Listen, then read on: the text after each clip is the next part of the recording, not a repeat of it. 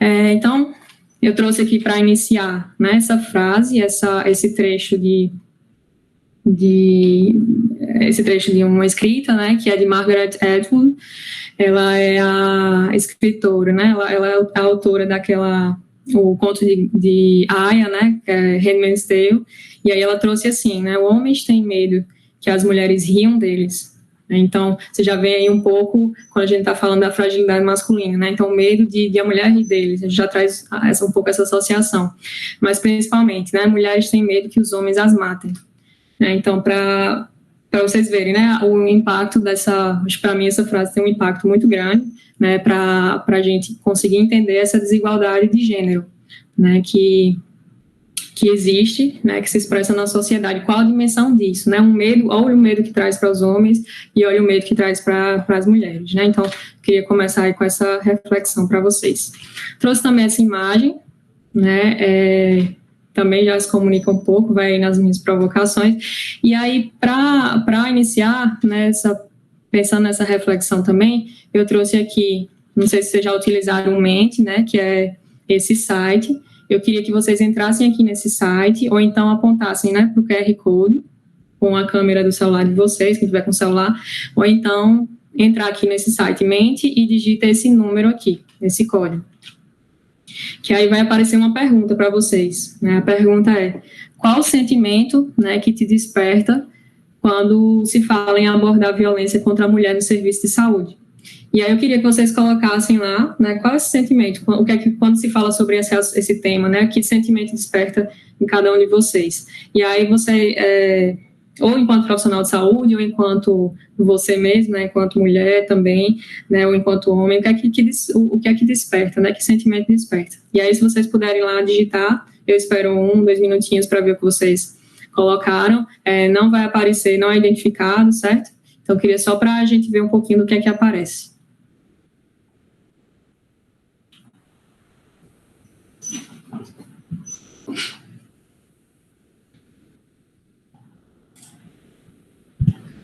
Ver se vocês conseguem, vocês me dizem se está aparecendo ou não para vocês.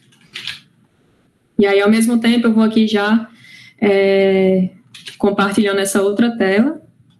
Vou parar um pouquinho essa apresentação e compartilhar essa tela.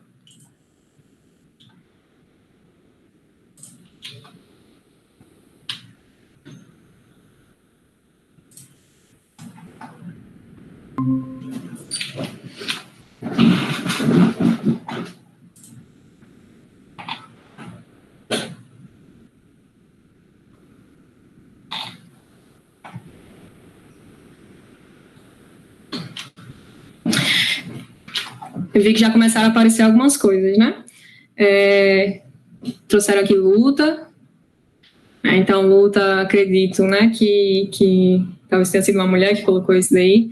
Eu acho que a sensação é essa, né? Tanto ou enquanto profissional, né, de saúde, ou a mulher mesmo, ou enquanto pessoa que já passou, né, por alguma violência, ou que a gente vê, né, o que a gente enxerga enquanto profissional, né, nas pacientes que chegam, essa luta, né, constante enfim, para ser reconhecida enquanto pessoas, né, enquanto ela mesma, né, e não ser violentada.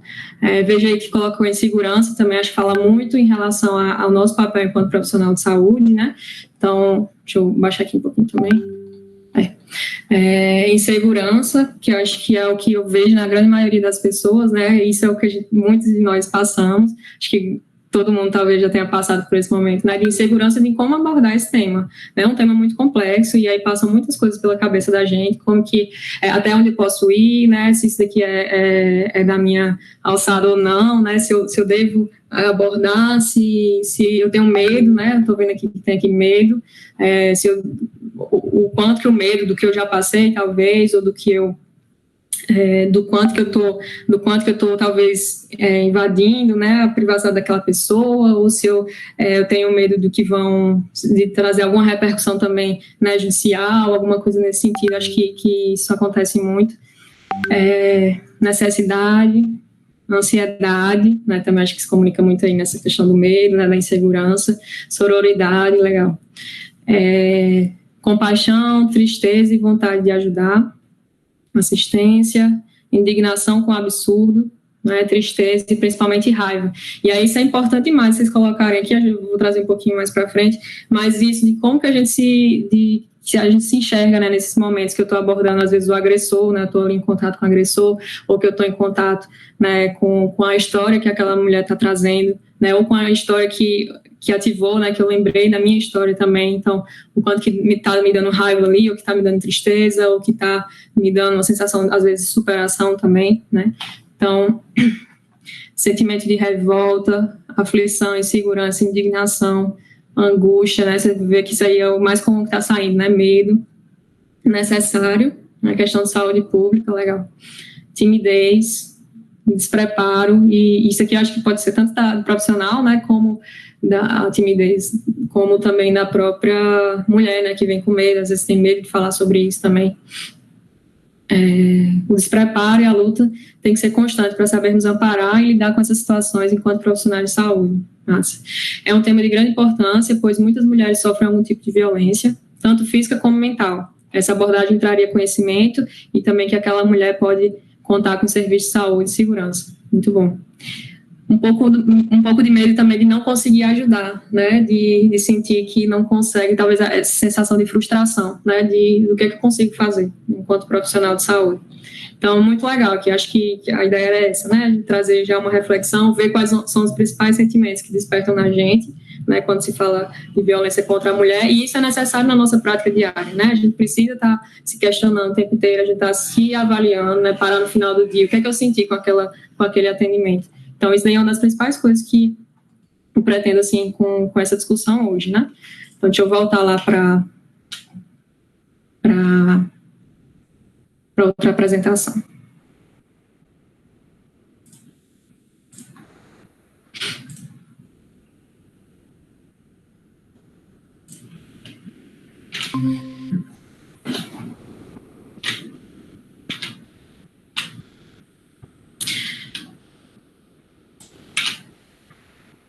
Pronto, gente. Esses dois primeiros slides, né, eu coloquei para gerar essa reflexão mesmo. Acho que, como eu falei, é um tema que precisa provocar principalmente isso, né, porque é um problema prevalente, só que é muito naturalizado também. Vocês vão ver que é um dos principais problemas que a gente vai se deparar no dia a dia, na rotina da atenção primária, mas que, ao mesmo tempo, é muito naturalizado. Então, a gente precisa dessa provocação mesmo para a gente nos tirar também dessa zona de conforto, né? Tanto enquanto pessoas, como enquanto profissional de saúde. Então, a gente precisa sair dessa zona, né, de conforto, claro, que mexe muito, né, com as inseguranças, com os medos, como vocês trouxeram agora. Então, coloquei essa frase, coloquei a imagem, e aí agora eu estou trazendo alguns dados, né? Esses dados são a fonte, né, o Datafolha e Fórum Brasileiro de Segurança Pública.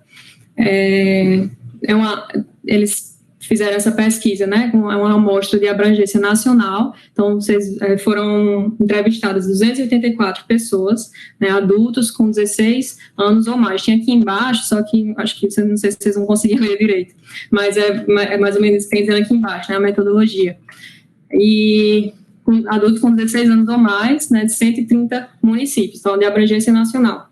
Aí foi realizado em fevereiro de 2019, e só que as perguntas todas foram referentes ao ano anterior, então foram perguntadas coisas que aconteceram nos 12 últimos meses, né, anteriores à pesquisa.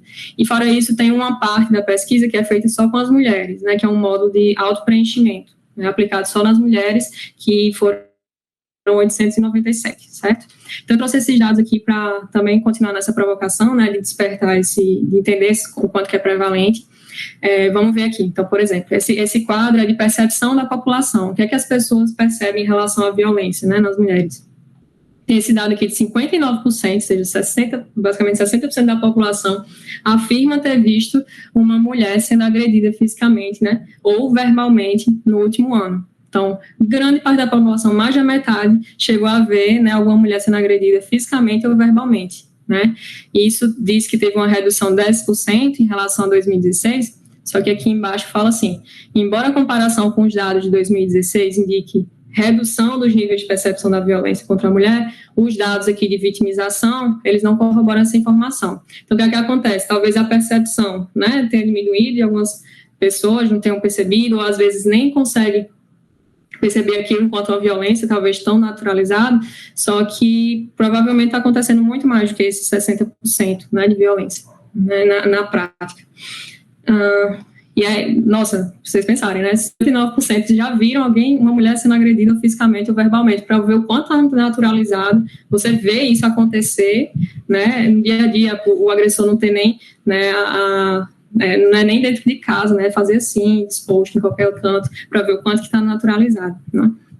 E a gente vê aqui, 43% dos brasileiros viram homens abordando mulheres na rua de forma desrespeitosa, passando cantadas, dizendo ofensas. Acredito aí que a maioria das mulheres já devem ter passado por uma situação assim, né, no meio da rua, e já levou algum tipo de cantada, ou falaram alguma brincadeirinha, como se isso fosse bem tranquilo, bem normal, né, de acontecer, bem natural mesmo, e que não incomodasse, né, que não fosse um tipo de violência. Então, acho que geralmente, né, vocês vão perceber que é visto dessa maneira.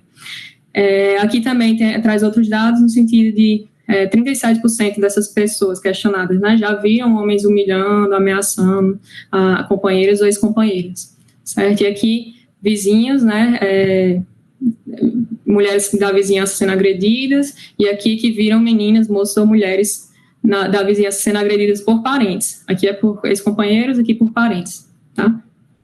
E aqui pensando na vitimização em si, né? As mulheres, vocês vão ver, esse dado aqui é muito chocante, né?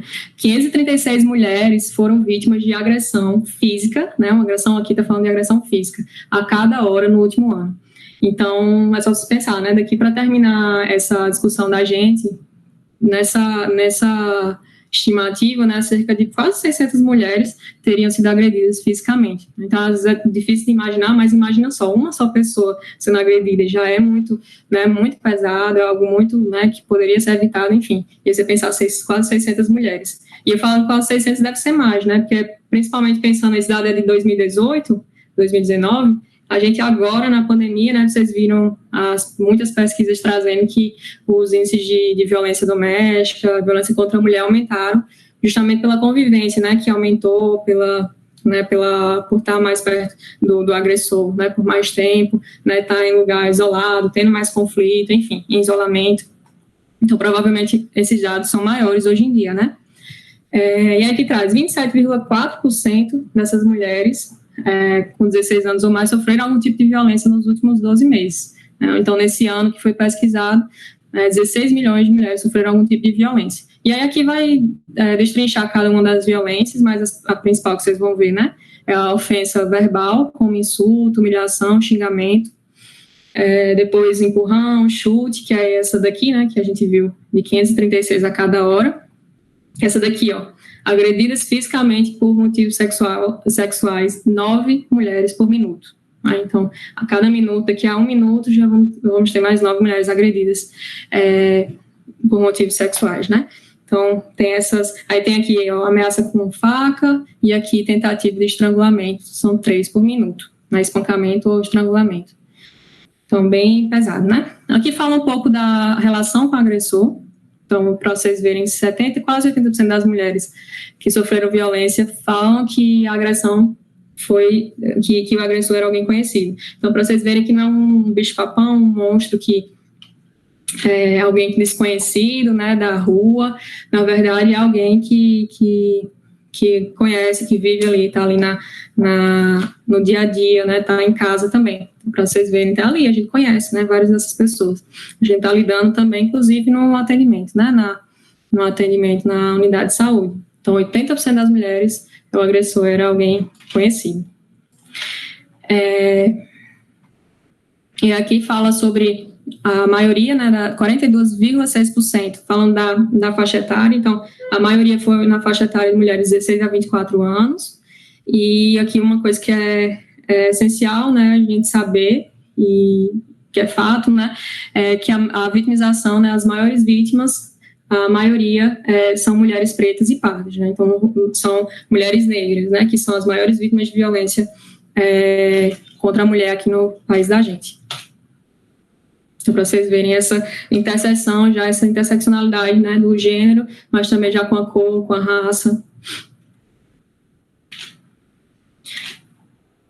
Aqui fala do local da violência, né, que a maioria foi em casa, né, 42% em casa, e aqui tem um dado muito importante que é o que é que você perguntou para essas mulheres, não, o que é que vocês fizeram depois de sofrer violência?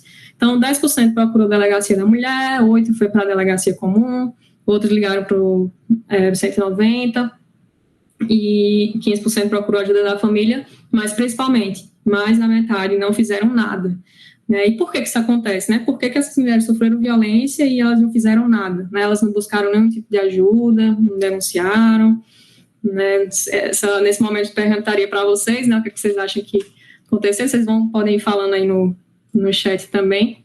Mas, principalmente, gente, acho que a questão do medo mesmo, né, do que pode acontecer, se eu estou denunciando e o agressor sabe disso, né, o quanto que ele pode ser mais violento, ou então as próprias instituições, né, que não funcionam, que às vezes a estrutura não está funcionando, às vezes a mulher sofre mais violência ainda, né, na instituição ali dentro, quando vai fazer a denúncia, ela sofre mais violência pelos profissionais ali, então por isso que se procura, inclusive, né, que seja cada vez mais, que tenha essa estrutura da delegacia da mulher e que tenham mulheres atendendo, né, para que elas entendam também isso, mas essa questão de sofrer violência nas instituições, dos processos não andarem, né, e acabar que às vezes ela, né, não vai levar a muito lugar e às vezes piora a violência que ela já sofreu em casa. Então, tem muito, né, cada caso vai ser totalmente diferente, né, o contexto, a gente precisa avaliar cada situação, mas na grande maioria das vezes existe o medo, né, que está envolvido. O assédio, né, então aqui fala sobre 37,1%, né, 22 milhões das brasileiras com 16 anos ou mais já sofreram algum tipo de assédio, né, nos últimos 12 meses. E aí fala aqui dos comentários desrespeitosos, comentários na rua, né, aqui no trabalho, mulheres que foram, né, vocês já viram muitos desses vídeos de assediada fisicamente em transporte público, né, que é surreal, né, pensar nisso, e foram abordadas também na balada, na festa, né, ou então agarradas ou beijadas sem o seu consentimento, né, então a gente pensa lá no carnaval, né, a gente tem visto cada vez mais aquelas ações de não é não, né, de respeitar, de não beijar sem a pessoa querer, de não ficar puxando pelo cabelo, então cada vez mais tem se procurado, né, ter essa sensibilização, né, isso é crime também. E 4% foram assediadas fisicamente em transporte particular, né, de aplicativo de transporte, como Uber, enfim. E 3,3% afirmam que sofreram assédio porque estavam alcoolizadas. Né, e aí aqui alguns outros dados de novo, né, reforçando aqui que o maior nível de vitimização é nas pessoas pretas e pardas, né, nas mulheres negras. E aqui falando um pouco de novo repetindo esses dados, né, 66% sofreram algum tipo de assédio no último ano, principalmente, né, o principal grupo, 16 a 24 anos, tá? E aí aqui eu coloquei essa imagem, né, esse trecho de um livro, né, não sei se vocês já ouviram, essa Rupi Kaur, vocês já leram. Ela tem um livro de poesias, né, e ela é indiana, se não me engano, acho que é indiana, feminista, né, e aí tem alguns livros dela conhecidos, né, e aí eu vou trazer alguns trechos desse Outro Jeito de Usar a Boca, eu trouxe alguns trechos desse livro, né. Então tem esse daqui: você tem dores morando em lugares em que dores não deveriam morar. Então achei bem forte, acho que se comunica muito com essa questão, né, do que é a violência, né, um lugar que é uma coisa que não devia existir ali para aquela pessoa, né, uma coisa que é evitável e que traz essas dores, né, essas dores que não deviam existir. E aí só para ilustrar assim, o conceito mesmo da violência, né, que se a gente for procurar definição, na OMS, a OMS vai trazer violência, o conceito como uso intencional da força física ou do poder, né, sendo real ou uma ameaça, contra si próprio, contra outra pessoa, um grupo, uma comunidade, e que possa resultar, né, ou ter essa possibilidade de resultar em lesão, morte, dano psicológico, né. Então, seria principalmente destacar aí que a violência seria justamente, principalmente essa intenção, a intencionalidade desse ato, né, então um ato intencional e que use ou força física ou poder mesmo, né, essa relação de hierarquia. E aí vocês sabem que tem diversos tipos, né, negligência, tem a violência física, psicológica, sexual, patrimonial, institucional, enfim, moral, né, pode ocorrer de diversas formas. Então, só para contextualizar um pouco, né? E a gente pensando na violência doméstica, que a gente consegue visualizar mais no dia a dia da gente, vocês vão até ver que com o passar do tempo, esses padrões de violência, eles vão, a prevalência, né, pode ir modificando. Hoje em dia, por exemplo, a mulher, depois de entrar no mercado de trabalho, ela vai ocupando outros espaços, e aí os tipos de violência também vão se modificando, né, o que vai aparecendo. Mas hoje em dia, ainda principalmente, o que a gente ainda enxerga, que chega para a gente na unidade de saúde, é a violência doméstica, né? E apesar de ser muito prevalente, né, muito comum, ela ainda é bastante invisível, né? Então, essa coisa paradoxal aí. E muitas vezes é banalizado, né? E uma coisa muito, muito pesada é que a doméstica, na violência doméstica, e isso é muito, né? Ela ocorre justamente no lugar que você espera, né? Que a mulher espera estar protegida, que a gente espera estar protegida, que é em casa, né? Que é no lar. Imagina, né, o seu espaço de proteção, lembra, só uma comparação assim, meio especial, mas você pensar, né, quando fala aquela coisa de estar embaixo do edredom, quando eu estou embaixo do edredom, nada mais, né, me abala. Quando meu pé está embaixo do edredom, do lençol, nada mais abala a pessoa. Então, imagina aquela sensação de proteção, né? Você está em casa, você querer, acontece qualquer coisa na rua, você quer correr para casa para se sentir segura, se sentir protegida. E não, nessa situação de violência doméstica é justamente o contrário. Você não quer ir para casa de jeito nenhum, porque você sabe que o que está esperando ali, enfim, é o dano, é a dor, né? A dor profunda, são os empurrões, a violência psicológica mesmo que a pessoa vai falar, enfim. É muito, muito pesado, né? Muito perverso.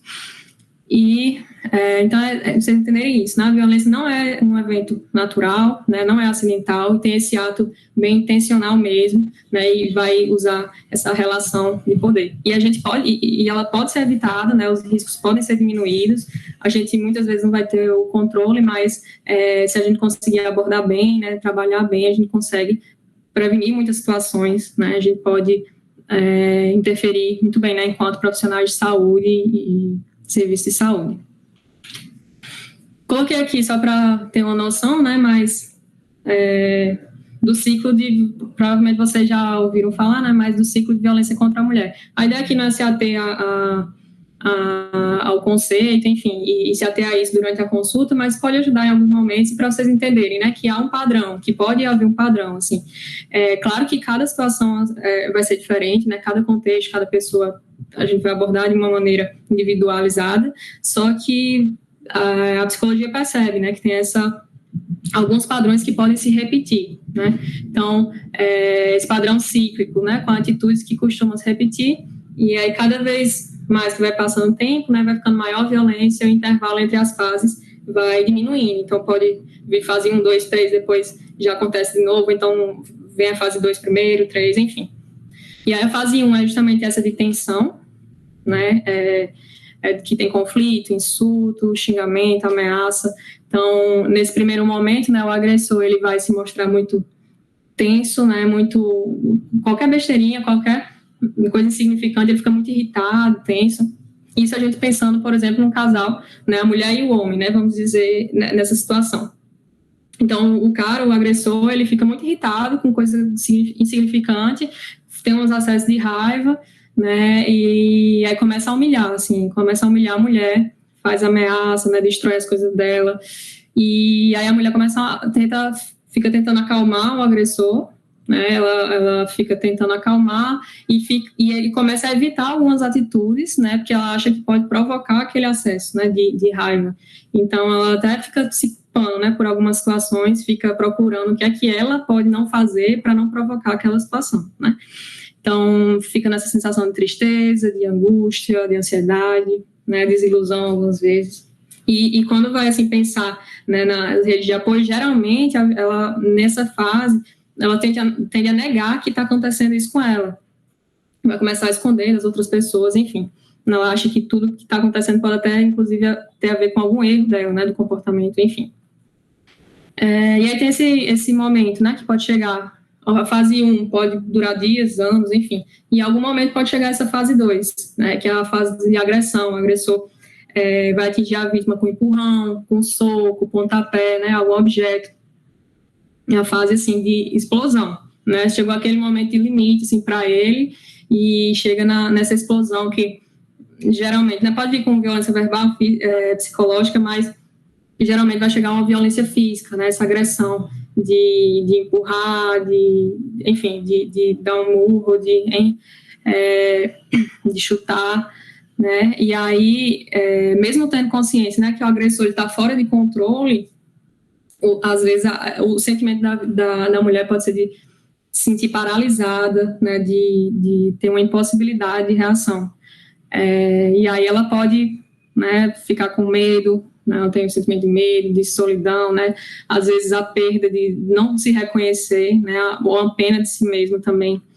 E aí pode acabar acarretando, visualizar, por exemplo, insônia, ela chegar na unidade de saúde com insônia, perda de peso, fadiga, né? Então, a pessoa que vem muito, né, constantemente à unidade de saúde, então vocês já ligam um alerta, assim, né? Se é uma pessoa, uma mulher que frequenta muito a unidade de saúde, né, que muitas vezes é visto pelos profissionais de saúde como aquela pessoa chata que está vindo todo dia, não aguentam mais, né, mas traz alguma história assim de insônia, de perda de peso, alguns sintomas inespecíficos que não parecem ter alguma causa, né, específica, seria para ligar o alerta de vocês, né, então já uma dica aí, né, essa pessoa que vem constantemente, ou então que vem com alguns sintomas inespecíficos, tem aquela expressão, né, de apatia, de tristeza, então prestar atenção nisso daí, né, pode a gente lembrar que é muito prevalente, é um problema muito prevalente, então tem que estar sempre na nossa mente como um diagnóstico, um possível diagnóstico diferencial, né, para as possibilidades que a gente vai levantar, então isso aí tem que estar em mente, né, o tempo inteiro. E aí, nesse momento, ela pode tomar algumas decisões, né, pode buscar ajuda, pode resolver denunciar, se esconder na casa de alguém, de algum amigo, parente, talvez, né, se separar, pode chegar, né, a momento até de se suicidar, né, de tirar a própria vida, então tem algum momento de distanciar do agressor, certo? E aí depois vem essa fase, né, a famosa lua de mel, que é de reconciliação, que o agressor ele chega com arrependimento, né, fica bem amável, querendo a reconciliação, e aí a mulher ela se sente confusa, se sente pressionada, né, a manter esse relacionamento, principalmente se for um casal, né, que tiver filhos, então fica a sociedade pressionando para manter, e ela acaba abrindo mão dos direitos dela, né, então fica um período que às vezes é calmo, ela acha, ele está mudando, né, então vou tentar um pouco mais, ele realmente prometeu que ia mudar e tá dando certo, fica todo mundo acha bonito, né, que ele teve essa mudança, né, enfim. E aí pode acabar depois se repetindo todas essas fases, né, chega depois a fase 1 de novo, 2, e aí quando essa vai ficando cada vez mais ciclo, né, vai ficando mais frequente, pode chegar o ciclo de violência pode terminar até com feminicídio também, né, que é justamente esse assassinato da vítima aí nessa situação, né, de violência domiciliar, então, da mulher, né, pelo fato de ela ser mulher, nessa desigualdade de gênero. E aí aqui eu coloquei essa imagem só para pensar, né, justamente nessas repercussões, o que é que a violência pode trazer e que a gente precisa prestar atenção enquanto profissional de saúde, né, então, o que é que a violência, por exemplo, do parceiro íntimo, né, pode trazer. Aí essa questão que eu levantei para vocês, né, do uso excessivo dos serviços, né, de estar muito, né, indo frequentemente ali no serviço de saúde, a questão, né, no exame físico, né, a gente pode ver contusão, pode ver edema, às vezes vem com algum tipo de fratura até, né, dependendo do tipo de violência, vem uma mulher com diagnóstico de fibromialgia, é uma coisa que pode, né, ligar o alerta, assim, também, o que é que aconteceu, né, qual é a história dessa mulher, e algumas escoriações, né, arranhões, enfim. Pensar em repercussões, né, sexuais e reprodutivas, que é que a gente pode ver. A mulher pode aparecer com DIP, com algum IST, né, às vezes ela foi obrigada, né, a ter relação e ela não queria, né, e pode ter tido, né, algum IST. Distúrbio ginecológico, às vezes muita dor pélvica, geralmente é relacionado também a uma história de abuso, então vocês vão ver bastante isso também. Pensando em saúde mental, né? Ela chega com abuso de drogas, de álcool, então com algum tipo, com depressão, ansiedade, transtorno alimentar. Então, todas essas coisas a gente pode ligar o alerta, né? Para uma história de violência. E pode ter situações, né, mais fatais mesmo, do homicídio, né, do suicídio. Então, esse daqui, ó, só para vocês verem, né, que essa contusão, né, esse aqui, teve algum murro, alguma pancada nela, né, então ela chega com esse olho roxo, e vocês veem aqui a expressão, né, de apatia, uma coisa assim diferente, é como se ela não tivesse aqui, né, como se ela não tivesse, não fosse ela mesma, se reconhecendo ali, né, como se ela nem estivesse nesse corpo. E aqui, né, representando um pouco da fase da lua de mel, né, ele vem, beija, né, diz que tá tudo bem, que se arrependeu, certo? E eu coloquei aqui também que uma das consequências, né, ó, até a própria autoestima, né, a coragem, o se impor, se colocar no mundo, né, de se reconhecer. Então, fala um pouquinho em relação a isso, né, esse trecho. Você tinha tanto medo da minha voz, né, ela fala, você tinha tanto medo da minha voz que eu decidi ter medo também.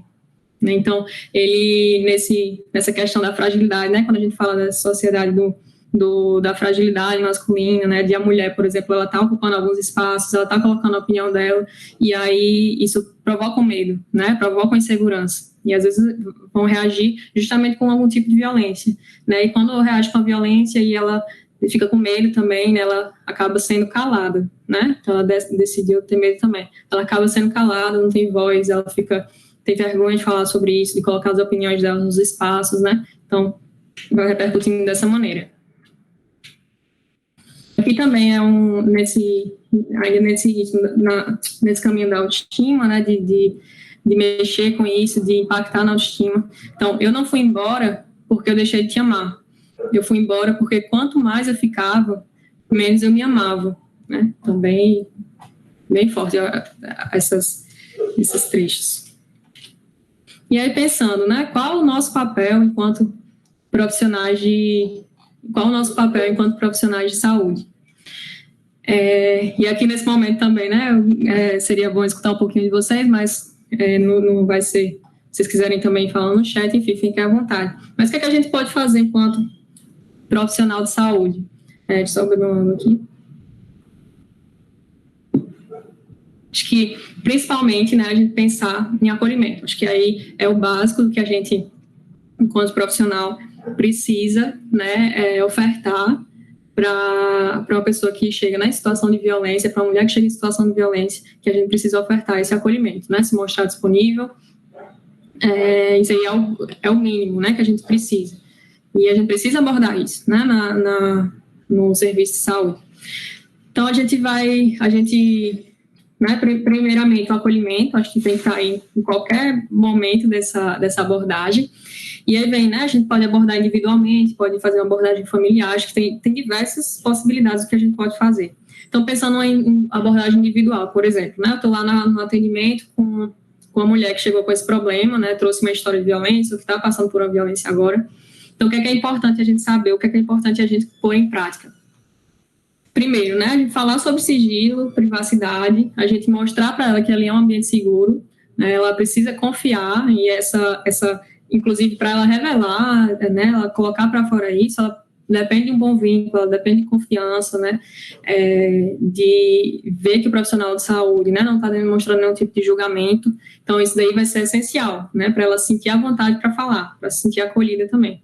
Então, sigilo, privacidade, o respeito, a gente não julgar, né, o que ela está passando. Outra coisa bem importante é essa percepção das demandas ocultas, né? Entender o que está acontecendo ali, às vezes não é o problema que ela traz, mas a gente perceber que tem alguma coisa acontecendo, né? Então, justamente através de algumas dessas questões que eu já trouxe, né, anteriormente, por exemplo, seja pelo exame físico, seja pela percepção, por exemplo, chegou essa mulher e aí eu falei o tempo inteiro com ela, eu falei com ela que eu perguntei como é que ela estava, e aí, gente, licença aqui rapidinho. Aí, desculpa, gente, coisas do ambiente, né, o home office. E aí, quando ela chega no atendimento, eu pergunto como é que ela tá, né, como é que essa mulher tá se sentindo. E ela fala, não, tá tudo bem comigo. E só que eu percebi que toda vez que eu toco em tal assunto, ela começa a lacrimejar, né? Eu tô vendo que ela tá com uma expressão assim, meio apática, então meio de tristeza. E aí eu pergunto, tá acontecendo alguma coisa com você, né? Eu percebi que toda vez que eu falo sobre isso, você começa a lacrimejar. E aí ela talvez comece a chorar ou fale realmente que tem alguma coisa acontecendo, né? Então, é a gente perceber, né? Comunicação verbal, não verbal, alguns sinais para a gente abordar essa violência, certo? Esse problema. Outra coisa, sim, outra demanda que pode vir, né, demanda oculta, através justamente dessa percepção, né, a pessoa que está ali frequentando a unidade de saúde o tempo inteiro, né, que os profissionais começam a achar que é uma pessoa chata, né, que não aguenta mais ver, mas que está ali vindo pedir um monte de exame, encaminhamento, por que ela está vindo ali e nunca não parece que está sendo atendida ainda, né, então tem essa percepção também. A gente abordar e perguntar sobre violência, né? A gente sabendo que é um problema prevalente, a gente precisa perguntar. Então, tá aí nas perguntas que eu preciso fazer, né, para todas as mulheres. A senhora já sofreu algum tipo de violência, está passando por alguma situação de violência, enfim, tem alguma história. A gente pode perguntar assim também, né? Justamente sabendo que é um problema prevalente. Então, acrescentar isso na nossa rotina também, né? Essa questão do ciclo de violência ajuda também a entender, né, o processo, em que momento do processo ela está passando também, pode nos ajudar no próprio exame físico, né, com todas aquelas questões das contusões, enfim, o que a gente pode observar também pode nos ajudar nessa abordagem individual. Outra coisa bem importante é a gente validar essa violência, né, a gente falar, primeiro escutar, né, mas validar, dizer que sim, essa violência, isso daí não é aceitável, é inaceitável isso está acontecendo, deixar explícito que ela não é culpada do que está acontecendo, né, então ajudar validar nesse sentido que ela está passando. Então, posso falar, isso deve estar sendo muito assustador para você, né? Ou então, eu entendo que deve ser difícil você falar sobre isso. Violência é inaceitável, né? Isso não devia ter ocorrido de forma alguma, né? O que ocorreu com você. E o que ocorreu com você não foi sua culpa, né? Então, algumas possibilidades que a gente pode chegar e falar, né? Para validar aquele sentimento, né? da mulher. Outra coisa é a gente identificar riscos, né, também. É bem importante eu saber se ela está sofrendo algum tipo de risco mais urgente, né, naquele momento, ou se é algo que, não, nesse momento, agressão, ou de, enfim, não está com um parceiro ou com um agressor na mesma casa, né, então a gente precisa entender como é que está o risco que ela está passando, certo?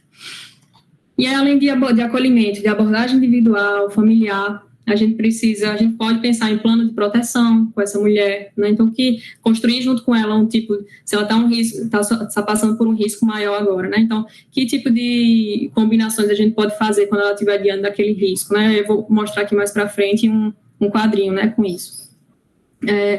Também trabalhar a própria emoção da gente, né, do profissional que está ali diante dessa violência, desses sentimentos. Então, se eu estou, como vocês bem trouxeram, né, essa sensação de medo, de raiva, né, de insegurança. Então, a gente trabalhar também, isso daí é super importante para a nossa prática.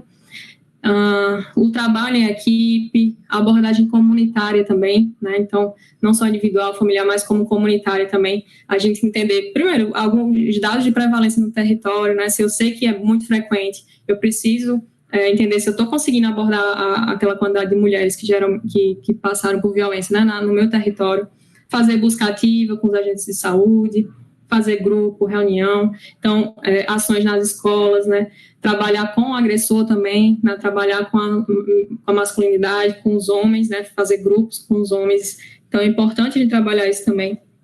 Rede de apoio, né, pensar qual é a rede de apoio que essa mulher tem, né, se não tem casas, para onde é que ela pode fugir, com quem é que ela pode contar, na igreja, os amigos, enfim, né, então a gente entender isso daí também. Coletivos, eventos, né, a gente pode sugerir. Outra coisa bem importante é a gente, como profissional, saber qual o apoio que a gente tem institucional no município. Então, que referências ela tem, algum centro de referência, onde é que tem a delegacia, que números eu posso mostrar para ela quando ela precisar. Isso aí é uma coisa que a gente precisa saber também, certo? E, principalmente isso, a gente está a equipe de saúde da família, né, está numa posição muito privilegiada, para essa detecção, né, desses casos de violência doméstica, porque a gente acompanha as famílias, acompanha as pessoas ao longo do tempo, né, esse acompanhamento longitudinal, faz visita, né, e então é uma oportunidade muito grande, assim, para reduzir os danos, né, da violência doméstica, de qualquer tipo de violência, incluindo quando a gente faz prevenção quaternária, né, a gente evitar alguns exames e tratamentos que não eram necessários, que às vezes nem tem nada mais relacionado com o que ela está passando, né, com essa situação de violência do que qualquer outra coisa. E a gente não precisaria passar alguns exames, né, estaria prevenindo esses riscos também, esses danos, certo? E outra coisa bem importante é a gente ampliar, né, esse conhecimento da gente, tanto de detecção, né, da gente conseguir identificar esses casos, como também, né, a gente estudar, né, para saber como manejar. Mas é bem complexo, né, como vocês foram trazendo. E aí eu coloquei aqui só alguns pontos, né, para a gente destrinchar só um pouquinho mais essa parte do que a gente pode fazer enquanto profissional de saúde, né, qual é o nosso papel. E aí eu coloquei aqui, né, esse trecho. E a agredida e a agressora, né, estive dos dois lados.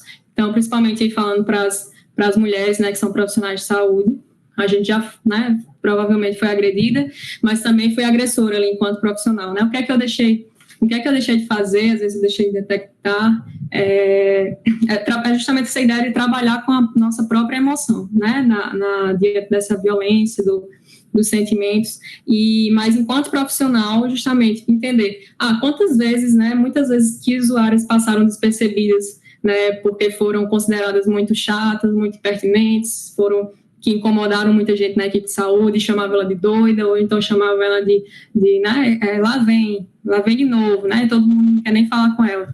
Então, quantas vezes eu fiz isso enquanto profissional, né, então também para a gente trazer essa reflexão, né, para a nossa rotina, e o quanto que a gente desacreditou mesmo algumas dessas demandas, né, alguns desses problemas que as mulheres vieram nos trazer, né. Sem contar aquela questão do medo mesmo, né, de a gente às vezes ficar com medo de avançar nisso, nessa abordagem, ou de achar que não deve abordar, tanto por medo, assim, das consequências, né, de talvez um agressor vir aqui na minha unidade, vir falar alguma coisa comigo, ou fazer alguma coisa comigo, ou então questão de depoimento, né, também judicial, enfim, esses medos também que ficam rondando, né, e de achar que às vezes não é papel da gente, mas que é. E aí coloquei aqui essas fotos, mas falando um pouquinho de uma dessas outras possibilidades que a gente tem para ofertar, né, de apoio, né, de rede de apoio, de trabalho enquanto profissional de saúde. Aqui são fotos da minha residência, essa daqui foi na época que eu estava na residência, é um grupo de mulheres que a gente fez no segundo ano da residência, né? A gente construiu e foi muito uma experiência incrível, assim, com elas. Aqui é uma das coisas que a gente trabalhava muito, né? Ame a mulher que você é. Isso daqui foi uma exposição que a gente levou, tanto eu como Jéssica, que é essa pessoa que está na foto, que também fez a residência comigo, né? E ela também fez um grupo, ela também tinha um grupo, na verdade, na unidade dela, e a gente juntou os dois grupos e foi para uma exposição que teve lá na Estação Ciência, né? Então foi incrível esse dia, assim. E todos os trabalhos eram muito incríveis, né? O que elas iam trazendo, coisas que a gente aprendeu, assim. Então é uma potência para cada um, elas vão se enxergando uma na outra, né? A gente também vai aprendendo junto.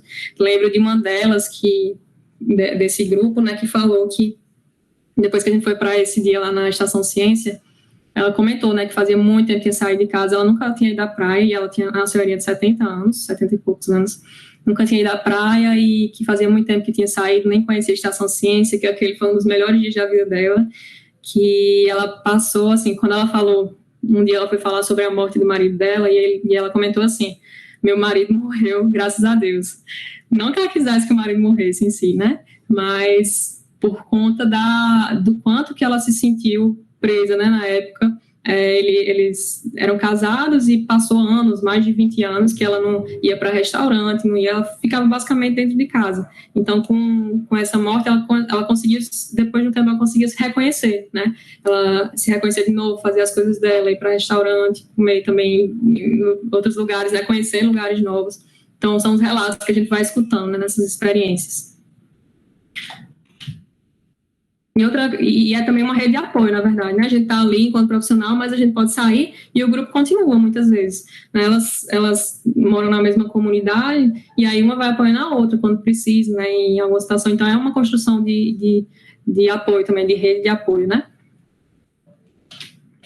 E aí também tem a questão do que a gente trabalhava nesses grupos. Então, trabalhar autoestima. E aí aqui foi um dia que a gente trabalhou com pintura, né? Que aí estava provavelmente falando sobre essa questão, né? Do não, né? Do não invadir meu corpo, de não fazer, de respeitar o meu corpo. Então, provavelmente era isso, né? Não lembro muito bem qual era a dinâmica, mas acredito que era nesse sentido, né? Já que apareceu esse não, essa mão assim, de pare, não faça isso, né? Me respeite. E aí aqui eu coloquei também essa, como eu falei, tinha comentado com vocês, né? Desse do plano de proteção que a gente pode fazer junto com a paciente. Então, se ela está num momento de mais risco, ou então que já passou por alguns momentos, a gente pode combinar com ela algumas coisas, ou construir junto com ela, né? Pensar junto com ela. Esse aqui é um que tinha uma cartilha da prefeitura, foi lançado ano passado. Mas, assim, a gente pode tomar como base, mas claro que cada realidade vai ser diferente, né? Então, a gente vai adequando a realidade e pensando coisas novas também. Então, esse plano de proteção aqui, né? O que é que fazer antes da violência? O que é que poderia ser orientado? Então, por exemplo, conte o que está acontecendo, né? Para pessoas de confiança, para ela trazer para amiga, para o pessoal da unidade de saúde, enfim, contar para alguém o que está acontecendo, para que alguém saiba, né? Se acontecer alguma coisa com ela, pelo menos já sabiam, né? Pelo menos já se sabe o que está acontecendo para poder, talvez, tomar alguma providência, enfim, alguém que saiba do que está acontecendo. Deixar também documentos e remédios, né, e chaves guardados em um local específico. Já em momento de fuga, você já sabe onde está tudo que você vai precisar levar, né, as principais coisas. Então, deixar os principais documentos, chave, tudo que tiver, assim, que você precisa levar, deixa tudo guardado, né? Então, a gente pode falar sobre isso. Planejar a saída de casa, né? Como que, se ela precisar sair, fugir, né? Que transporte que ela vai pegar, aonde, ela vai para casa de quem, né? Incluir na lista de contato os telefones do Serviço de Proteção à Mulher. Então, tudo que a gente tiver aqui, por exemplo, tem um centro de referência da mulher, então deixa lá no contato, tudo que ela tiver de contato, né, que for necessário, já deixa ali no telefone também, para acessar a qualquer momento. Se ela já tiver algum tipo de medida protetiva, né, manter o documento junto com ela também. No momento da violência, o que é que pode se pensar? Então, evitar local como cozinha, banheiro, que é lá geralmente vão estar esses objetos, né, mais perigosos, faca, enfim. Então, evitar esses locais se tiver um momento de agressão, né, ela corre, sai daí. Evitar o local também onde tem a arma, né? E se a violência é inevitável, tem essa sugestão, né, de correr para um canto, por exemplo, se agachar com o rosto protegido, colocar os braços ao lado da cabeça, com os dedos entrelaçados. Então, são algumas coisas que ela pode já pensar, né, para num momento assim de violência ela reduzir os riscos, né, que ela está passando. Claro que, né, é muito complexo, né, falar sobre isso assim, mas é algo que ela já pode ter em mente, né, se ela passa com muita frequência, por exemplo, ela já vai criando maneiras de como reagir. Não correr para o local onde a criança, onde tem a criança, porque ela pode acabar sendo agredida também, né, e se for fugir, né, evitar fugir sem as crianças, porque aí pode ser usada como chantagem, né, nessa relação de violência. E ensinar também as crianças a pedirem ajuda, né, se afastar do local quando tiver violência. E depois da violência, né, se tem telefone, deixar ao alcance, né, se não tiver, localizar o telefone público, procurar também delegacia da mulher ou algum outro centro de atendimento, né, ou alguma pessoa que você confie, verificar se tem local seguro perto de casa, então seja a igreja que ela se sentia melhor, enfim, o comércio, um lugar que ela se sinta protegida naquele momento. Se tiver ferida, procurar hospital ou alguma unidade, né, de saúde, tentar sempre registrar, né, os momentos, se é uma coisa que acontece com muita frequência, registrar os momentos de violência, se foi física, psicológica, enfim, sexual, que esse daí pode servir como documentação, né, em algum processo, né, enfim, é difícil, né, gente, que leve a alguma coisa, mas é importante, quanto mais documento, né, que se já é difícil com a documentação, com provas e tudo mais, que isso vá para frente, né, que ela tenha a medida protetiva, que funcione, que, enfim, se já é difícil, imagina se você não tem nada, né, não tem prova, não tem nada escrito, fica mais difícil ainda para a mulher. Se tiver carro, manter cópias, né, do carro, um local seguro, acessível, e deixar sempre abastecido, deixar numa posição já de saída mais fácil, né, talvez não de ré, porque precisaria fazer manobra, enfim, são algumas coisas que podem ser pensadas. E isso é louco, né, a gente tem que pensar isso, tem que orientar isso, né, o quão surreal é pensar sobre isso, né. Outra coisa que é importante também,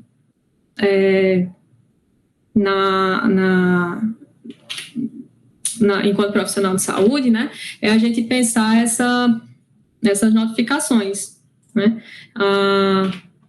Tem a notificação, essa ficha aqui de notificação de violência doméstica, sexual e outros tipos de violência. Não é só para violência contra a mulher, mas é essa ficha que a gente utiliza. E aí vai preencher algumas coisas. A ficha de notificação, ela não é a denúncia, né? Então é importante vocês saberem que ela é compulsória, ou seja, você tem que notificar, né, se tiver alguma história de violência, se tiver acontecendo algum tipo de violência agora que a mulher relatou para você, então tem que notificar, né, é obrigatório. E isso daí não quer dizer que você está denunciando, né, são coisas diferentes, a notificação e a denúncia. A notificação, ela é importante para gerar dados, né, para epidemiológicos, números, né, até para se pensar em políticas públicas também. Então, eu tenho que mostrar que está existindo esse problema, né? Tenho que notificar para gerar dados epidemiológicos, gerar esse problema para que sejam construídas políticas públicas. Se eu não notifico, o profissional de saúde não notifica, vai ficar subnotificado, né? Vai parecer que não existe esse problema, né? Então, nem vai se pensar sobre essas políticas. Então, é importante que a gente notifique. Isso não quer dizer que eu estou denunciando, nem está chegando ao órgão judicial, nem nada, certo? É mais a nível epidemiológico. Agora, a denúncia, que é esse próximo aqui, a denúncia não é compulsória, a denúncia ela pode fazer, o ideal é que a mulher faça, né? A gente também pode fazer, qualquer pessoa pode denunciar, né? Ela pode ser feita de maneira anônima, né? Eu tenho um 0800, tem a ligação, geralmente quando faz, né, o profissional faz de forma anônima, né, mas a gente tem que pensar muito, o que é que e é o que tem nessa frase, né, o que é que essa denúncia, né, vai mudar na vida das mulheres, e aí vem justamente para aquele dado lá no início, né, porque 52% das mulheres não denunciam, né, elas não fazem nada, porque existe o medo, porque as instituições não funcionam, né, como deveriam funcionar, às vezes ela está passando por profissionais que são mais violentos, né, que ela passa por mais violência ainda quando está sendo interrogada, né, às vezes dizendo, exigindo, né, que a mulher que foi violentada diga que foi violentada, às vezes a mulher não está nem querendo falar, não conseguindo falar sobre isso, né, às vezes nem entenderam ainda que está passando por um processo violento, enfim, acaba sendo mais violentada ali naquela instituição também, por isso esse cuidado, né, será que eu, quando profissional, tenho que denunciar naquela situação? É importante que isso, às vezes eu estou interferindo dessa forma e acabo piorando a relação de violência que existe ali com o agressor e com a mulher. Então, por isso que a gente precisa escutar, precisa acolher, escutar bem a história, entender todo o contexto, para ver como que a gente pode cuidar dessa mulher. Nem sempre a denúncia vai ser o cuidado, né? Às vezes é, inclusive, o contrário, né? Então, é bem delicada essa parte da denúncia, isso tem que ser muito bem pensado, e a preferência é que seja ela que faça no momento que ela sentir, né, que ela entender, né, que aquilo é necessário também, e que inclusive ela esteja disposta, né, a passar por isso, porque como alguém colocou, né, uma luta aí, é um processo muito desgastante, certo? E algumas mulheres, né, quando denunciam, né, pode conseguir a medida protetiva. A partir do momento que denuncia, aí a delegacia da mulher, ela manda, acho que para a promotoria, ela gera um documento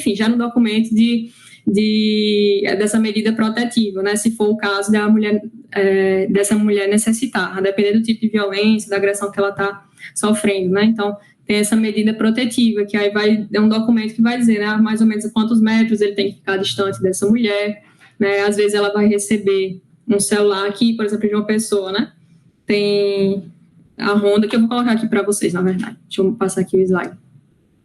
Vou mostrar direitinho.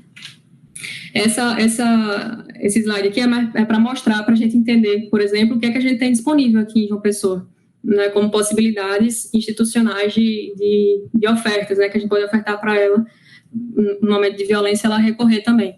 Então, tem aqui alguns contatos, então, da Polícia Militar, né, Polícia Civil, o número nacional de denúncia, né, contra a violência doméstica, que é o 180, esse número é bem importante, né, e é gratuito, né, a ligação, o 153, que é a Guarda Civil Municipal, certo? Então, tem algumas possibilidades, tem também a solicitação de medida protetiva online, né, que veio agora, isso daqui foi uma cartilha que foi feita durante a pandemia, né, ano passado, justamente para ter essa oferta ainda, né, continuar tendo essa oferta. E aí tem o Centro de Referência da Mulher, que aí no outro slide eu vou falar melhor, e esses telefones, né, que podem ser úteis também. Então, é importante a gente saber, enquanto profissional de saúde, que pode ofertar, né?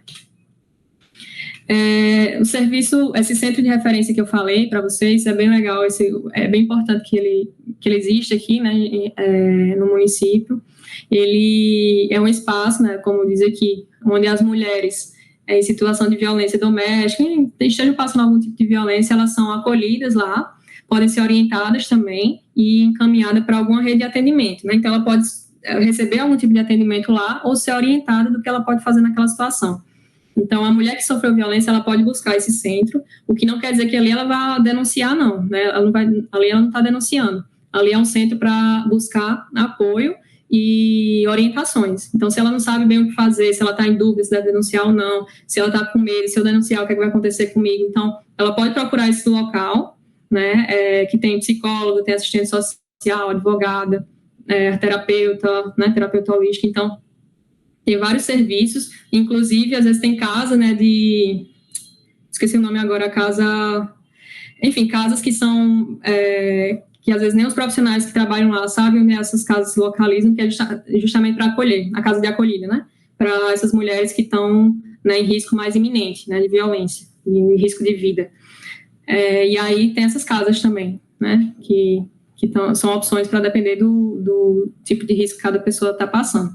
E aí tem essa Ronda Maria da Penha, que é aqui em João Pessoa, né, um serviço destinado às mulheres que estão em violência, que estão com alguma medida protetiva, né, tanto pode ser através da medida protetiva, como também pode ser até, acho que a busca demanda espontânea também, ir lá buscar diretamente, entrar em contato com esse número. Se a mulher está precisando, né, desse apoio.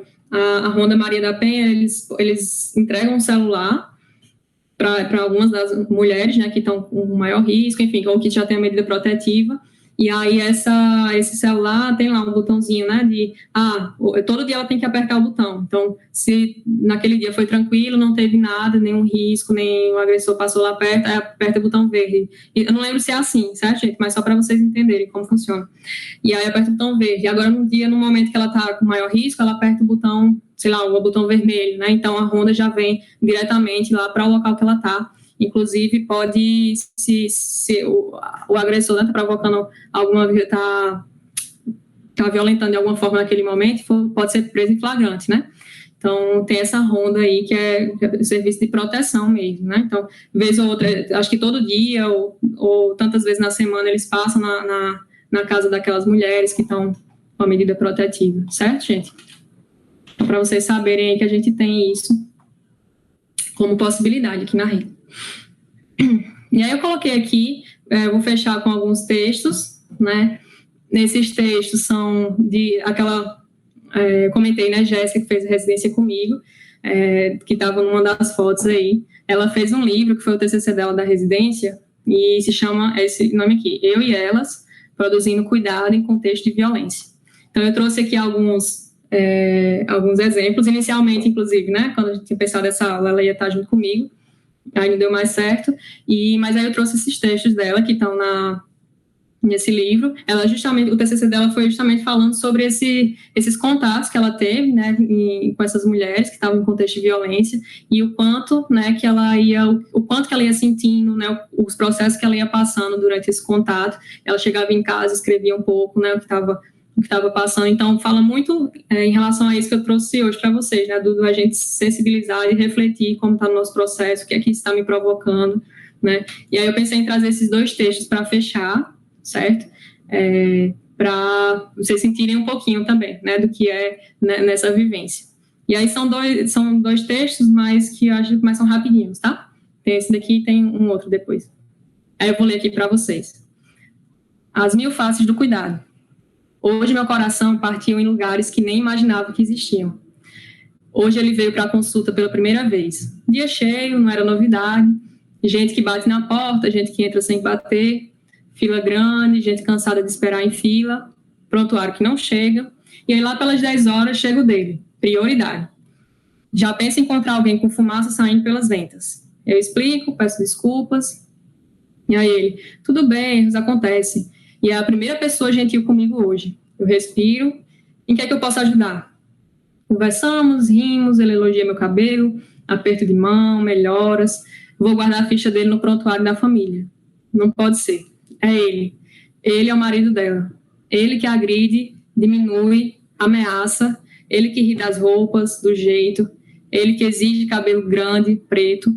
Né? Ela que tem um abraço mais carinhoso. Ela que traz presente, doces e carinho, sempre que vem em busca de sua receita azul.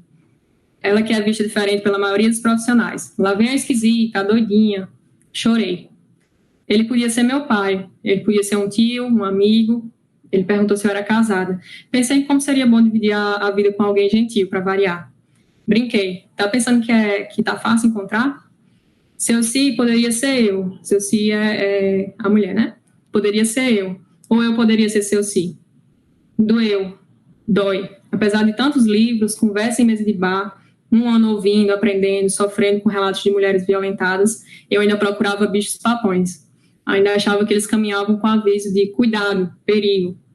E ela carrega muitas tristezas, culpas, um frasco de benzodiazepínico e um estigma de louca. Ele é recebido com sorrisos, piadas e é sempre bem-vindo. Ele é um senhor de respeito. Entendi. Meu bicho papão é um pedacinho dentro de cada um de nós. Em alguns, um pedação. E eu trouxe esse texto, né, para justamente se comunicar, né, com essa sensação e aquilo que eu falei para vocês, né? Não é um bicho papão, não são pessoas desconhecidas, né? A gente vai estar em contato o tempo inteiro. A gente está atendendo ali, a gente está em contato com os agressores. E é uma coisa e é uma situação também que a gente também vai precisar, né? A gente se deparar com a gente precisar promover cuidado também para essas pessoas, né? Para os agressores. Como que a gente consegue trabalhar, enfim, né? São coisas que a gente precisa estar refletindo, né? Diariamente. E o outro texto, esse aqui é um pouquinho maior, mas é para finalizar. Esse título aqui, a maioria já deve conhecer, né? Hoje em dia com Juliette lá no BBB, que ela trouxe essa música, né? Ela tem cantado bastante a música do Francisco Alombre, né? Triste, louco ou má. E aí o texto, vou ler aqui para vocês também, o texto de Jéssica. Mais uma noite mal dormida. Quase 2 anos de residência e a velha amiga insegurança continua rondando. Eu penso se é isso mesmo. Penso em todo o estresse, as contrações musculares, penso na unidade lotada, na agenda desorganizada, no clima pesado de trabalho. Eu penso em tudo que eu falhei, em tudo que ainda vou falhar.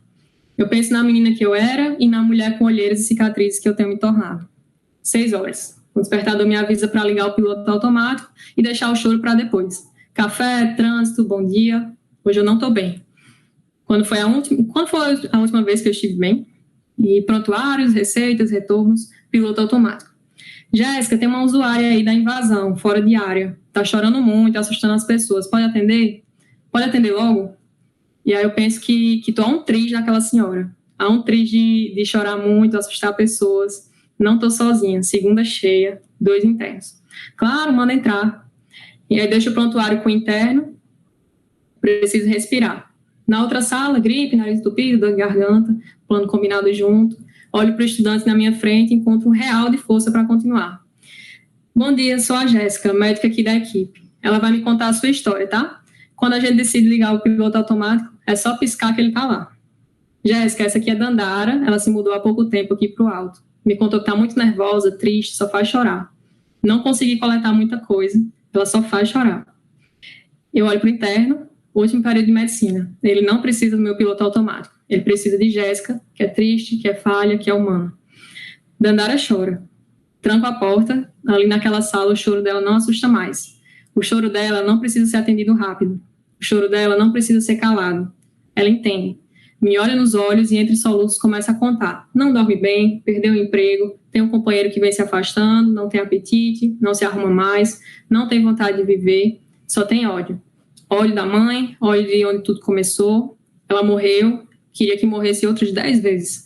Ela vem visitar à noite, nas vozes, no pensamento, começa tudo de novo, não dorme bem.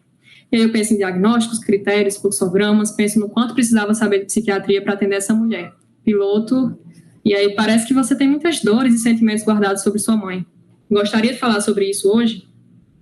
Ela fala com as lágrimas, com o corpo contorcido e também com as palavras. Surras, abusos, diversas formas de violência. O padrasto, os vizinhos e também por dinheiro. Primeiro, a mãe não acreditou. Alguns outros, a mãe que trouxe para dentro de casa. Cansada de tudo, foi viver nas ruas, ser explorada por outras mulheres. Algumas coisas entendidas, outras afastadas. Então, sem risco de suicídio no momento, então avalia o risco, né? Se dá bem com vizinhos, se dá bem com o companheiro atual. Combinamos um remédio e uma consulta semanal. Prontuário, fica comigo, pode falar na recepção que sou sua médica. Ela ri, eu também. Eu penso na minha escrita. Penso em quantas dores ela carrega na carne. E aí pergunta, a senhora sabe ler e escrever? Sim, eu até gostava, sabe? O que acha de escrever uma carta para a próxima consulta? Ah, escrever sobre o quê? Eu só faço chorar e ter raiva dela. Sei lá, o que é que você gostaria de dizer para ela? Ela ri. Ah, doutora, é tanta coisa feia que quis dizer e nunca disse, eu posso? E ela chora, o choro agora é outro. A história de Dandara é dela para contar. E aqui, só para finalizar, o que Jéssica, né, falou sobre, o que ela pensou sobre isso depois, né, o que ela refletiu. Eu fico feliz por Dandara ter entrado no meu consultório e na minha vida, já no final do 2º ano de residência. Penso na Jéssica recém-formada dos primeiros dias, escutar os sintomas elencados no início da fala de Dandara, ouvindo vozes, desejo de matar, a mãe já falecida, muitas noites sem dormir, episódios de agressividade. Se eu tivesse escutado isso no início, né, teriam me feito pensar imediatamente em diagnósticos psiquiátricos e medicalização. Dandara representa mais uma das mulheres que é vista pelos profissionais da unidade como louca, como esquisita, fora do padrão. Mulher negra, moradora de ocupação. Dandara fala abertamente sobre seus traumas, as inúmeras violências cometidas por familiares próximos e tóxicos. A fala de Dandara choca, causa inquietação em quem escuta. É de revirar o estômago. Eu vi a inquietação, a dificuldade de lidar com tantos sentimentos em uma única consulta, no olhar e na comunicação corporal do interno de medicina que me acompanhava. Não saímos da faculdade preparados para lidar com as dores que os medicamentos não aliviam. Isso aí fala muito em relação a essas nossas inseguranças, né, os sentimentos que vocês trouxeram no início da discussão, né? E acredito que o encontro com tantas usuárias vítimas de violência durante a residência e a troca de vivências com outras mulheres foram de extrema importância para que eu me sentisse, naquele momento, capaz de promover acolhimento a Dandara e conseguisse ouvir sua história. Mais do que uma entrevista estruturada, com perguntas que me ajudar, né, que pudessem me ajudar a preencher critérios diagnósticos, eu entendi que diante de tanta dor, era preciso calar. Era preciso calar para que o não dito pudesse aparecer.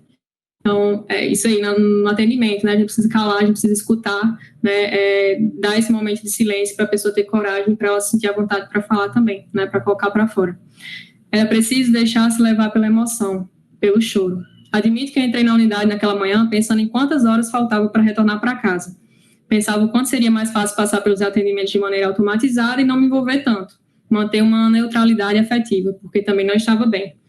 Cada dia me convenço mais de que essa neutralidade entre quem cuida e quem é cuidado, ela não existe. E cada dia me convenço mais de que, na realidade, não existe quem cuida e quem recebe cuidados.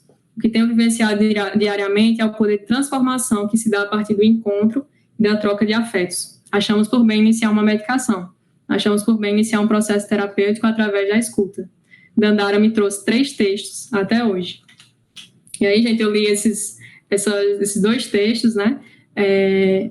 Justamente para se sentir um pouco, né? Como é que trazer um pouco dessas sensações, desses sentimentos que vocês também trouxeram no início, né, que Jéssica passou, que a gente passa, né, enquanto profissional de saúde que está atendendo, e trazer um pouco do como que ela foi, desse entendimento, né, dessa compreensão de como que ela conseguiu, que ela foi trabalhando, né, com o passar do tempo, o que é que ela viu que era importante, essas trocas eram importantes. É importante a gente estar na consulta também, né, a gente não estar distante da paciente, né, a gente não criar essa barreira, né, inclusive lançar a mão, né, de outros tipos de recursos, como ela trouxe aí na escrita, né, foi uma maneira que a paciente conseguiu se expressar, que ela conseguiu conversar com a mãe, né, com tanta raiva que ela tinha aí, tanta raiva acumulada, né?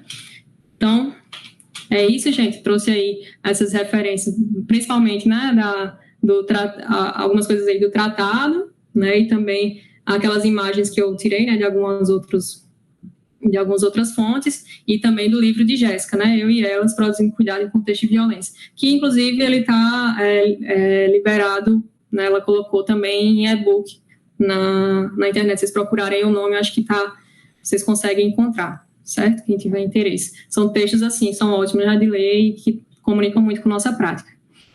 E é isso, gente. Boa noite, né, espero que tenha feito sentido, né, que tenha sensibilizado aí de alguma forma.